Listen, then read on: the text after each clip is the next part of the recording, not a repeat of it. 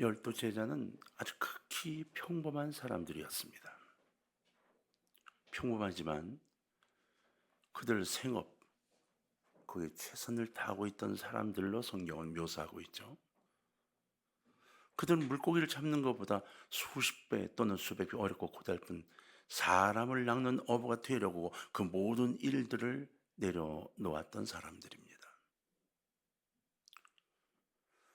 세속적인 일에도 최선을 다하는 사람이 하나님 일에도 최선을 다합니다. 주 예수 그리스도의 이름으로 세상의 일을 감당할 수 있는 것이 그리스도인들의 삶이어야 합니다. 전혀 별개의 것이 아니라 주 예수 그리스도의 영광을 돌리기 위해 이 땅에서 내가 무엇인가 할 수 있다는 결단을 세우는 것, 이것이 그리스도인들의 직업관이 되어야 한다는 이야기죠. 어쨌든 누가복음 16장 10절은 이렇게 말하고 있습니다. 지극히 작은 것에 충성된 자는 큰 것에도 충성되고 지극히 작은 것에 불의한 자는 큰 것에도 불의하니라. 맞아요. 작은 일에 충성하는 자, 그가 주님의 나라에 들어갈 수 있다는 것이죠. 여러분, 예수님의 제자들은 솔직하게 이야기를 하자면 확실히 무식한 사람들입니다. 정말 무식한 사람들입니다.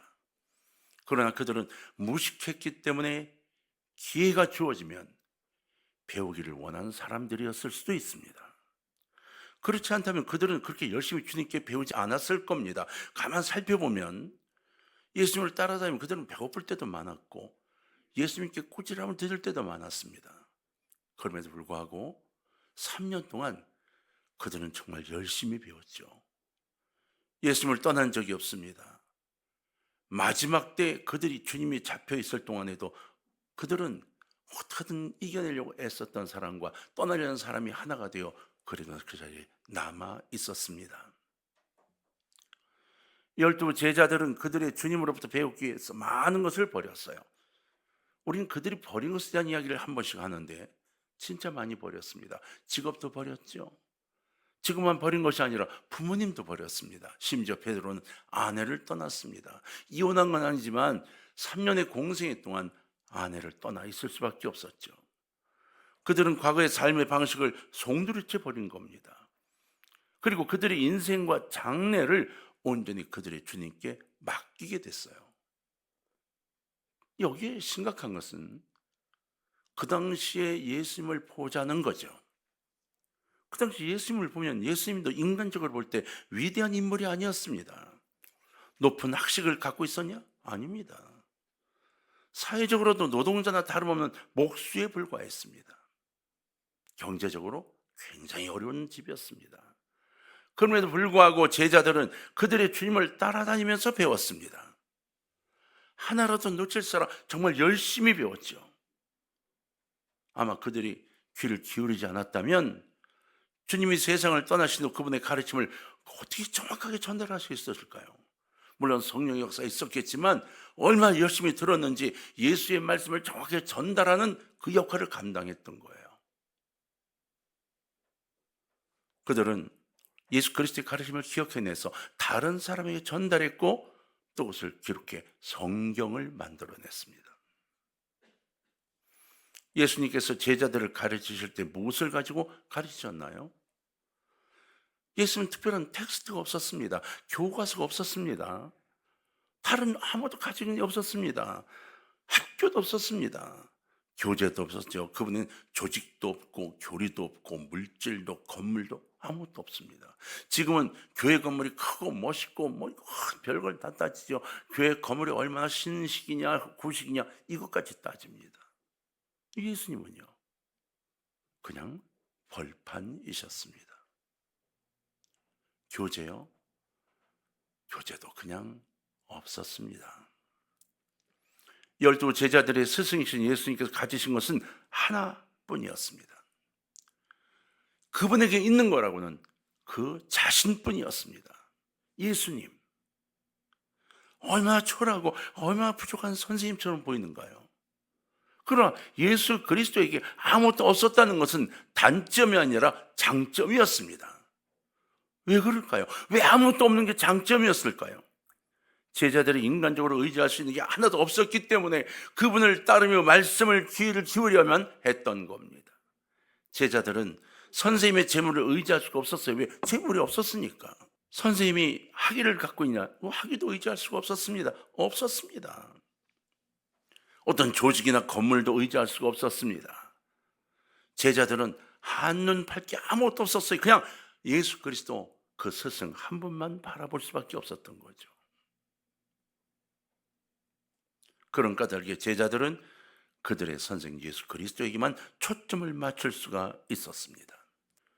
그래서 예수님은 그 본인 스스로가 교과서가 되셨습니다. 예수님이 곧 그들의 교과 과정이셨고 건물이 없기 때문에 제자들은 어느 곳에서든지 교육을 받을 수가 있었습니다. 길을 걷다 말고 서서 얘들아 저걸 봐. 그럼 다 함께 모여 교육을 할 수 있었죠. 추운 곳에서나 그리고 더운 곳에서도 교육은 진행됐습니다.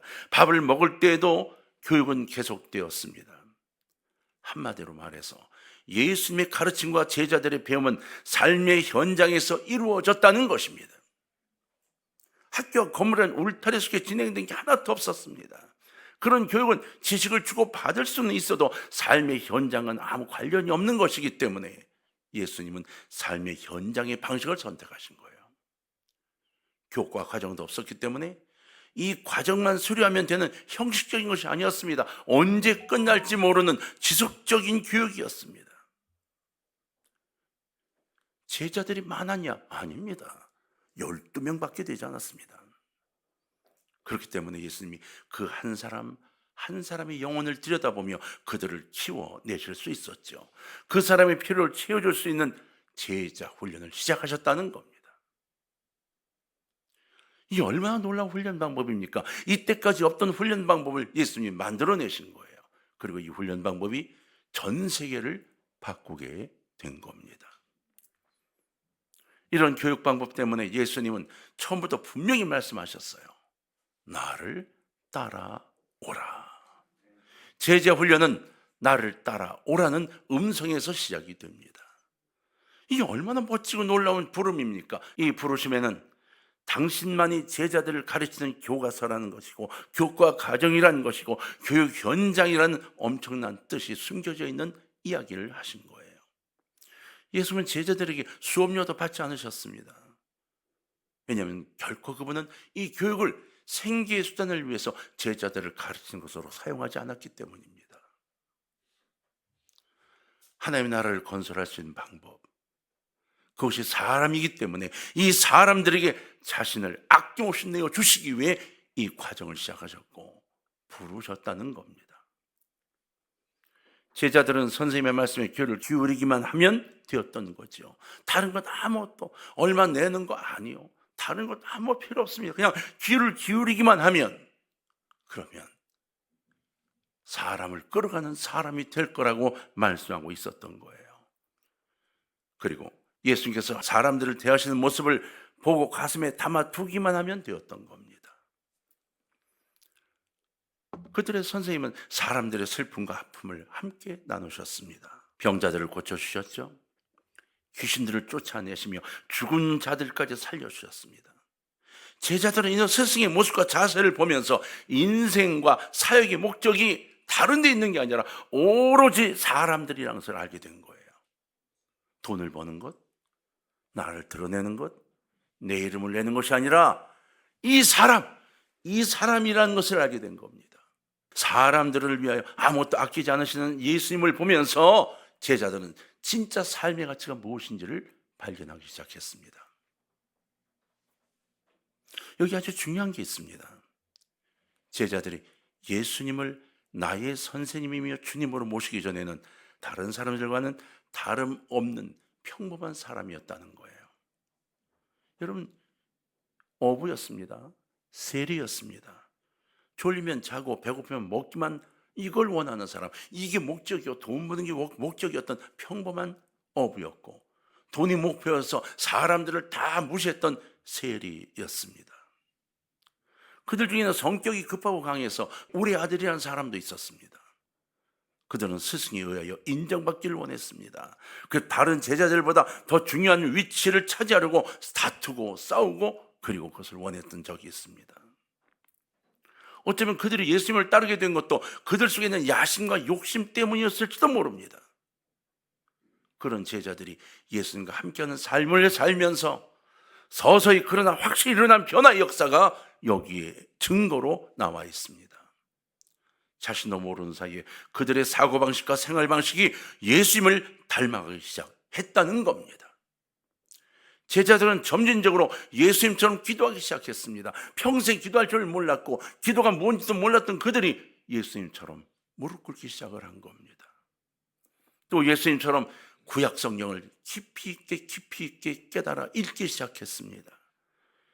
예수께서 이 세상을 떠나 하나님 곁으로 가신 후에 바로 제자들은 예수님께 보고 배운 기도의 습관을 유지했죠. 그는 시도 때도 없이 기도했습니다. 여러분 사도행전 3장 1절을 볼까요? 이렇게 되어 있습니다. 제9시 기도 시간에 베드로와 요한이 성전에 올라갈새 성전에 올라가 기도하는 그 시간을 놓치지 않고 올라가 기도했다는 겁니다. 이때만이요? 아니요. 수시로 그들은 기도했습니다. 사도행전 4장 30절과 31절에 보면 손을 내밀어 병을 낫게 하시었고 표적과 기사가 거룩한 종 예수의 이름으로 이루어지게 하옵소서 하더라. 빌기를 다하며 여러분 그들은 끊임없이 기도하고 끊임없이 빌었습니다. 그랬더니 모인 곳이 진동하더니 무리가 다 성령이 충만하여 담대히 하나님의 말씀을 전하니라 되어 있습니다. 여러분 성경은 그 제자들이 기도가 생활화되어 가고 있음을 이야기하고 있습니다. 어부들이 이처럼 기도의 사람이 되다니요. 예수님의 영향력을 볼 수 있는 커다란 대목입니다. 물론 그분은 기도하라고 명령하지 않으셨습니다. 삶에서의 기도의 본을 보여주셨던 것뿐입니다. 여러분 정말 무식했던 제자 베드로, 이건 강짜만 부릴 줄 아는 사람으로 되어 있습니다. 그런데 그가 사도행전 2장에서 설교한 내용을 검토해 보면 아니 3년 내에 어떻게 이렇게 변할 수 있지? 라고 궁금해집니다. 기적이라고밖에 설명할 수가 없습니다. 베드로는 저 유명한 즉흥적 설교, 이 바로 사도행전의 설교에서 구약 성경을 3군데나 인용했습니다. 아주 자유자재로 성경을 암송하면서 설교를 물 흐르듯이 전개해 나갔죠. 그 결과 3,000명이나 되는 유대인들이 예수 그리스도를 그들의 구세주로 받아들이는 역사가 일어났던 겁니다. 도대체 베드로는 어떻게 성경을 이렇게 인용할 수가 있었을까요? 두말할 필요 없습니다. 바로 예수님을 따라 한 것입니다. 스승이신 예수님이 마귀의 시험을 받으실 때 하나님의 말씀을 적재적소에 사용하면서 마귀를 물리치셨죠. 제자들도 그런 스승을 닮아갔던 겁니다. 사랑하는 동강의 가족 여러분, 우리 주님을 닮아 오시기를 바랍니다. 그들도 그들의 스승을 따라 성경을 읽고 암송했던 거죠. 만일 베드로가 얼마나 무식한 사람이라는 걸 아는 사람들은 그의 성경적 설교를 듣고 놀라지 않을 사람이 아무도 없었을 겁니다. 이런 가르침으로 예수님은 제자들을 부르실 때 이렇게 부르신 거예요. 나를 뭐하라? 따라오라. 오늘도 주님은 우리 그렇게 말씀하십니다. 동강의 가족들아, 나를 따라오라. 쉽게 말한다면 예수님의 생활 방식을 닮으라는 것입니다. 기독교 역사에서 이들 어부들처럼 예수 그리스도를 빼닮은 사람은 어디도 찾아볼 수가 없습니다. 왜냐하면 그들만이 그 예수님으로부터 3년씩이나 직접 듣고 보고 배운 사람들이기 때문입니다. 여러분 예수님의 훈련은 진짜 성공했습니다. 그의 모든 제자 훈련의 모델이 됐죠. 제자들은 예수 그리스도를 따라다니면서 보고 듣고 배운 것이 굉장히 많았습니다. 그러나 무엇보다 중요한 배움은 그분의 정체성을 깨달은 겁니다. 예수님이 누구시라고요? 메시아라는 개념이 뭐라고요? 이 땅의 왕이 아니라 바로 전우주적 메시아였다는 것을 깨달은 겁니다. 그분이 곧 하나님임을 깨달은 겁니다. 여러분 그들은 처음에 예수님을 정치적인 메시아로 받아들이고 따르기 시작했습니다. 그러나 그분의 놀라운 가르침을 들으면서 그리고 일찍이 들어보지도 못했던 많은 희한한 기적을 보면서 그들이 깨달은 것이 있었습니다. 그것은 예수 그리스도께서 정적인 메시아가 아니라 살아계신 하나님의 아들이셨다는 것입니다. 자, 마태복음 16장 16절 베드로는 이렇게 고백한 걸 우리는 알고 있죠.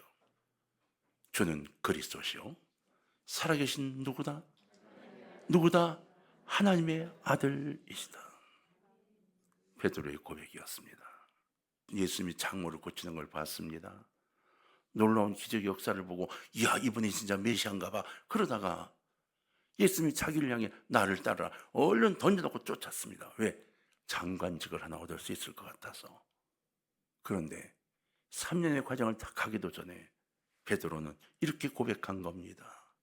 주는 그리스도시요 살아계신 하나님의 아들이시니이다. 제자들이 이 사실을 깨닫기까지는 그분의 많은 가르침들과 많은 기적이 함께 했습니다. 그분이 하나님의 아들이 아니시라면 어떻게 바다 위를 걸을 수 있었으며 또 어떻게 성난 파도 물결을 잠잠하게 하실 수 있었단 말입니까? 제자들은 그런 스승의 삶이 압도되면서 그분이 바로 하나님의 아들이라는 사실을 깨닫게 되었던 거죠. 여러분, 마태복음 14장은요 굉장히 중요한 장입니다. 굉장히 중요한 기록을 갖고 있어요. 여러분 한번 살짝 정리를 해보고 넘어갈까요? 무리를 걸어오신 예수님이 베드로를 향하여 걸어오라고 명령하시죠. 베드로가 깜짝 놀랐습니다. 놀라서 주님이시거든 나로 무리를 걷게 하소서. 주님 그래라. 베드로가 주님을 바라보며 그 파도치는 물에 올려놨더니 자기도 걷게 되었습니다. 성경은 뭐라고 되어 있습니까? 예수님을 바라보던 시각을 떨어뜨려 파도치는 걸 보는 순간 빠져들기 시작했습니다. 예수님이 베드로의 손을 잡아 끌어올려주시고 배에 오르시니 모든 것이 다 정리가 됐죠. 주님이 뭐라고 말씀하셨죠? 믿음이 없는 이들아, 그렇게 말씀하세요. 여러분, 배에 오르신 예수님께 하나님의 아들이심을 고백하는 사건이 여기 기록되어 있어요. 자, 마태복음 14장 32절로 33절을 보면 한번 교독을 해볼까요? 예. 배에 함께 오름의 바람이 그치는지라.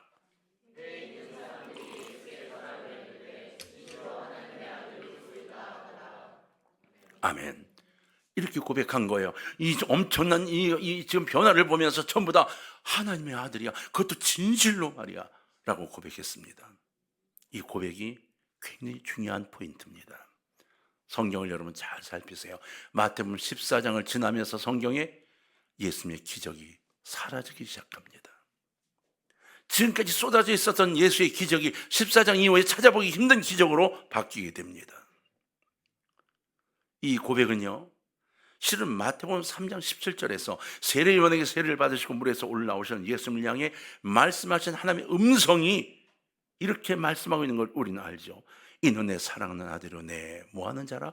기뻐하는 자라. 이렇게 들린 음성에 대한 고백이 14장에 와서야 이루어진 겁니다. 예수님이 하나님의 음성이 백성들로 하여금 맞아 정말이네 라고 대답하는 대답이 14장에 와서 이루어진 거예요. 그리고 나서 지금까지 보여주신 기적의 사건이 줄어들기 시작합니다. 그리고는 이 땅에 많은 백성들이 구원을 얻도록 하는 십자가의 삶을 위해 방향을 선회하고 걸어가시기 시작을 하게 되는 겁니다. 마태복음 14장 이후 예수님은 정말 거의 기적을 일으키지 않으십니다. 그 이유가 뭘까요? 사람들은 기적을 원했습니다. 그래서 예수님께 달려오지요. 나의 병을 고쳐주고 살려주고. 아니요, 이제 주님은 그것이 목표가 아니었던 걸 분명히 아십니다. 가르침을 동반한 기적의 목적을 이루었기 때문이에요. 이루었기 때문에 저들이 내가 누군지를 알았기 때문에 제자들이 내가 누군지를 알았기 때문에 이제 그 목적을 이루어서 제자들을 키우는 쪽으로 방향을 돌리신 겁니다. 예수 그리스도께서 3년씩이나 공들여 쌓아올린 이 그대로 제자들의 신앙 고백을 이끌어내셨기 때문에 이젠 기적이 아니라 그들을 정말 알자로 만드는 그 일을 시작하신 거예요. 그분이 처음부터 목적하셨던 바 제자들이 당신의 사명 곧 세계 복음화를 물려받을 준비가 되었기 때문에 남은 일정에 그들을 일꾼으로 삼기 위한 일을 시작하신 겁니다. 마침내 그분은 훈련의 결과를 제자들에게 맡기시고 아버지께 돌아갈 준비를 하시기 시작한 거예요. 그래서 예수님의 꼭지점을 꺾어 이제 십자가를 향해 출발하시기 시작을 하게 되는 겁니다.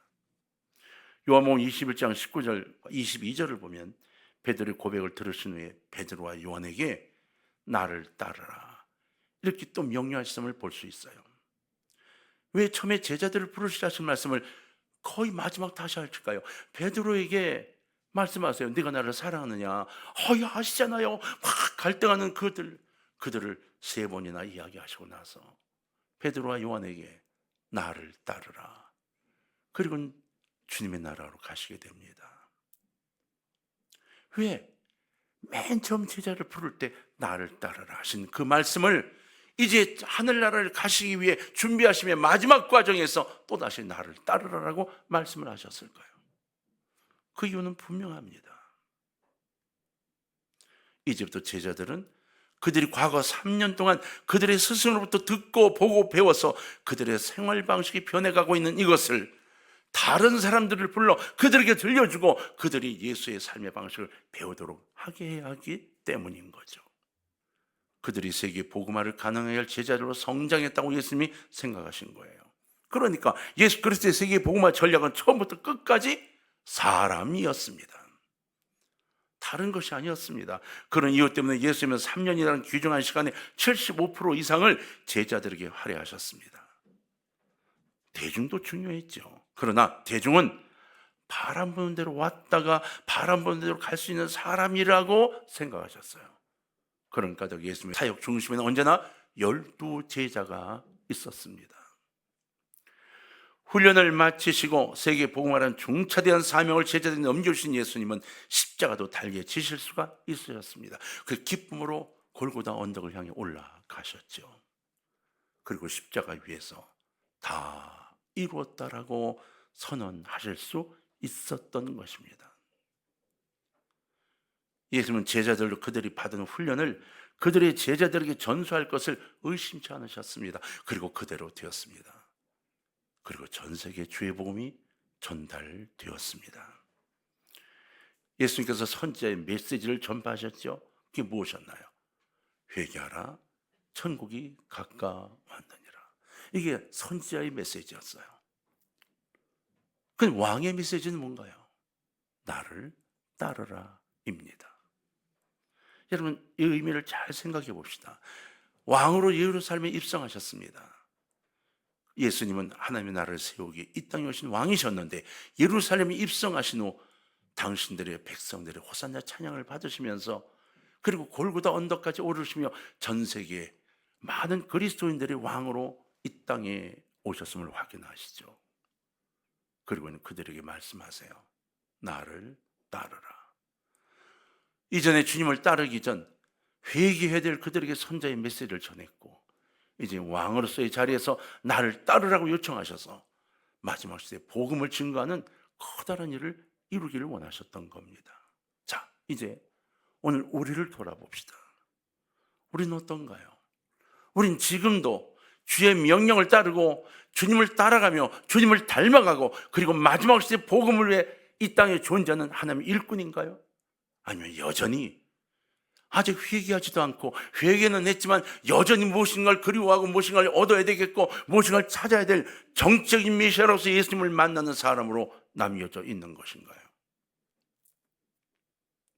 종료주일입니다.